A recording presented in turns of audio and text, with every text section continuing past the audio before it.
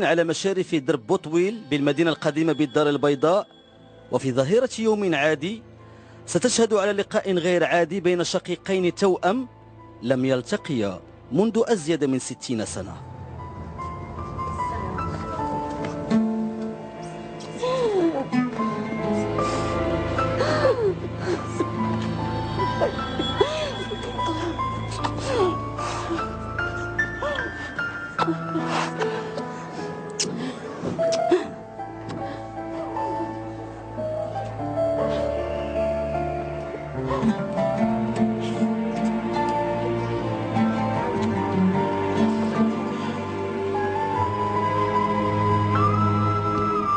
أكثر من 60 عام يا خويا، أنا كنسول عليها ومشتاق لها.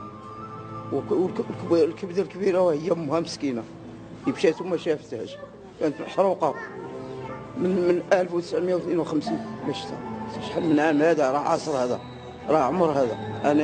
انا شفت، انا كبرت، وهو الحمد لله ملي شفت. اللهم لك الحمد، واللهم لك الحمد اللي شفتها. راها شنو نقول لك، لا حول ولا قوه الا بالله، لا حول ولا قوه الا بالله.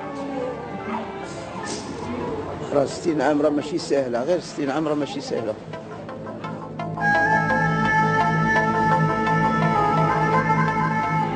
ما عارفه والو، ما في راسي حتى شي حاجه، جات الغفله وصافي. ونحمد سيدي ربي ونشكره. الحمد لله، الحمد لسيدي ربي، حمدته وشكرته. الحمد لله اللي لقاني الله بخويا، حمدته وشكرته. الشقيقان التوأم افترقا سنة 1952 مباشرة بعد الولادة بدوار ضواحي مدينة بن سليمان، لتنتقل الأخت للإقامة رفقة أمها الكفيلة بعد وفاة الأب الكفيل بمنطقة دكالة. القلب ديالي كيقول بأن أختي هذه، لأن عرفت بس الصورة باينة معروفة، تشبه لخواتاتي وتشبه للوالد الله يرحمه بزاف كاع، 100% ماشي 50%. قلبي كيقول لي أختي هذه ما فيهاش. وانا تنهكاك تنقول خويا، القلب ديالي كيقول لي خويا.